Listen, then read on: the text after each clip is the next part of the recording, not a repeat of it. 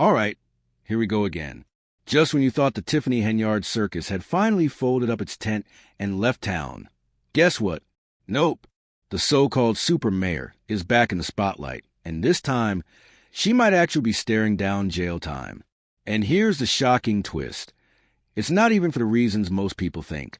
Yeah, buckle up. Because every single time you think this story is over, it flips itself upside down and starts all over again. Now, if you've been following the chaos out of Dalton, Illinois, then you already know her name. You've seen the headlines, you've watched the interviews, you've probably shaken your head in disbelief. But if you haven't, let me slow this down and catch you up real quick. Tiffany Henyard wasn't just some quiet, small-town mayor running things behind scenes. She was a walking headline, a scandal waiting to explode, a reality show that never turned the cameras off. Calling her little corrupt would be like calling a tornado a light breeze.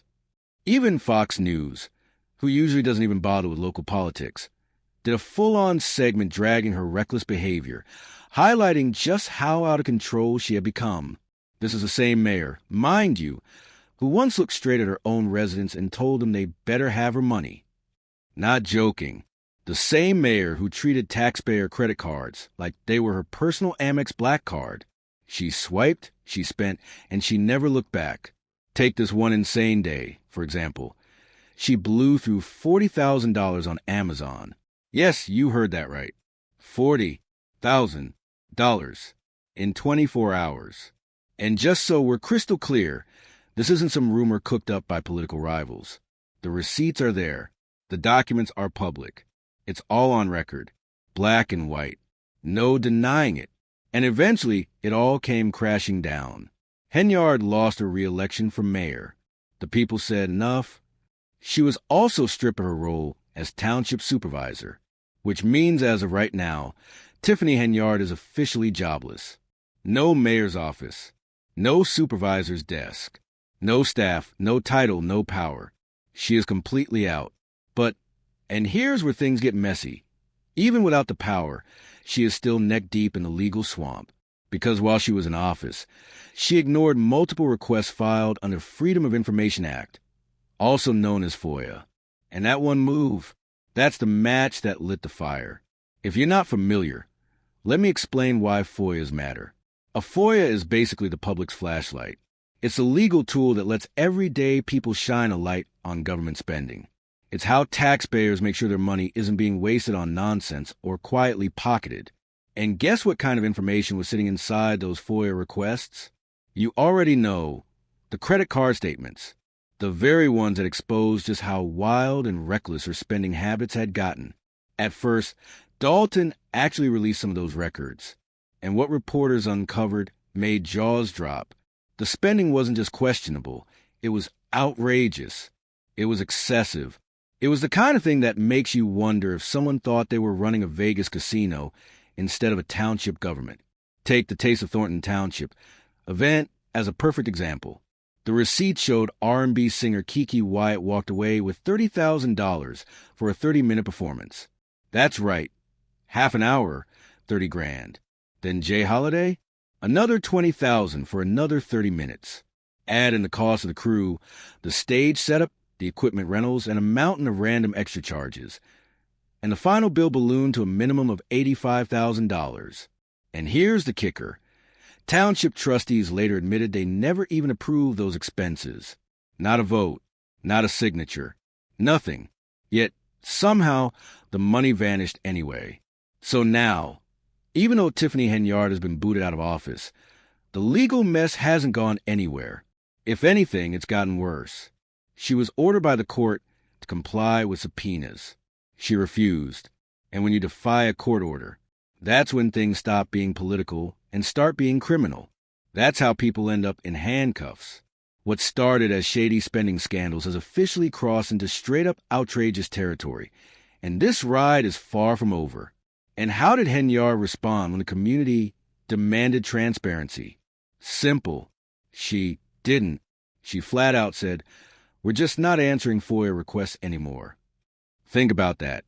You're the mayor, legally required to disclose how taxpayer money is being spent. And instead of following the law, she basically said, Nah, we're good. That's not just bad optics. That's not just sloppy PR. That's how you set yourself up for a lawsuit. And sure enough, that's exactly what happened. WGN Investigates took her to court. They filed formal lawsuits demanding the basics: credit card statements, payroll information, even the cost of her taxpayer-funded security ride. Dalton's response? Silence. A complete blackout. Zero cooperation. So WGN escalated. They went to the Illinois Attorney General, asking for backup, and the Attorney General agreed. They sided with WGN, ruling that Dalton had no choice but to hand over the records. They even set a hard deadline, mid-March. But did that deadline matter? Of course not. Mid-March came and went, and still nothing. No records. No transparency. No accountability. Just more stonewalling. Which means the legal clock is still ticking, and Tiffany Henyard's world is still unraveling. By this point, it wasn't just WGN chasing down those records anymore. Multiple groups, from watchdog to attorneys, had piled on with lawsuits, each one trying to force Dalton's hand. The pressure was mounting from every angle. But Tiffany? She thought she was slick. She walked out of office with that classic dodge, shrugging and saying, "That's not my problem anymore. There's a new mayor now." But here's the reality she didn't want to face. Stepping down doesn't magically wipe away your legal responsibilities. The court doesn't care if you've lost an election.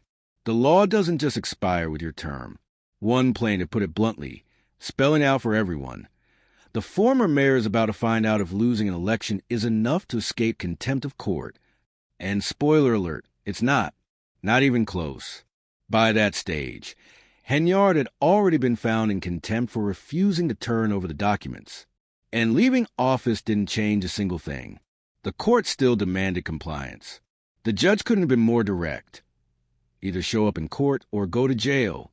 No wiggle room. No excuses. Just a simple ultimatum. And that's what brings us right up to the present moment. Tiffany Henyard scheduled to face court. Not on corruption charges. Not on misuse of funds. But for one thing, failing to hand over public records in a FOIA case. And let me tell you, the judge didn't mince words. His warning was sharp, blunt, and impossible to misinterpret. Either she produces those documents, or she gets slammed with fines of $1,000 per day. And if she fails to appear in person like ordered, straight to jail. No more hiding. No more running. No more games. This is a wall Tiffany Henyard has backed herself into. So what did she do? Well, she tried her usual move. Instead of showing up in court like she was commanded, Tiffany pulled the classic dodge. She logged in on Zoom from who knows where, as if a webcam could substitute for a courtroom bench. The judge? Absolutely unimpressed. But instead of throwing the hammer down right then and there, he gave her one last lifeline. He extended the deadline one more week, until next Friday to cough up the records. But this time, he made it crystal clear she better be in that courtroom in person. No more webcam tricks. No more remote excuses. And of course, Tiffany tried to spin her way out of it. She claimed she was just the face of the village, not the one who actually kept the records. But the judge shut that down in seconds. Quote, "You had access. You were ordered to turn them over. You didn't do it. You better come back next week in person with those records." End of story. No outs. No passes. Now, let's be real. Why do you think she's fighting this so desperately? Why risk contempt charges? Why risk jail? In my opinion, it's obvious. Those records aren't boring paperwork. They're evidence. Evidence of corruption so deep, so reckless, it could bury her entire legacy. Once the public sees what's in black and white, it's game over. Every shady deal, every taxpayer-funded shopping spree, every reckless stunt, it all gets exposed for the world to see. That's what she's scrambling to hide. Because let's face it, the only reason to stonewall this badly is because those files confirm what people already suspect. Tiffany Henyard isn't just corrupt. She might go down as one of the most corrupt small-town mayors in recent U.S. history. And now the clock is ticking. Will she finally hand them over? Or will her arrogance push her all the way into handcuffs? Personally, I wouldn't be shocked if she tries to stall again, but this time the stakes couldn't be higher.